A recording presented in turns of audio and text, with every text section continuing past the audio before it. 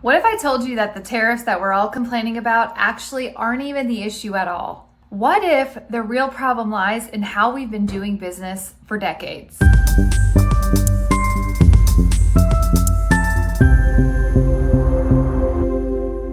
And how history is repeating itself in very uncomfortable ways.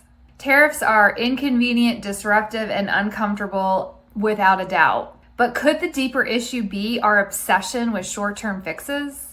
Instead of focusing on these reactive measures, maybe it's time that we ask ourselves something. How the heck did we get here, and what can we learn from the past so that we don't duplicate the same mistakes? When we look back into history, particularly to China's approach to global consumerism, we start to uncover some uncomfortable truths. From disregarding intellectual property to creating economic instability, China's rise to power shows us how short-term thinking leads to long-term consequences. So what does this mean for us? Well, the way forward isn't just fighting tariffs. It's about building a resilient, sustainable business model that doesn't just focus on reactionary measures, but proactively shapes the future. You can check out the full article, Learning from History, a business perspective on tariffs and global consumerism, where I dive deeper into how businesses can break free from that chaos and focus on long-term growth.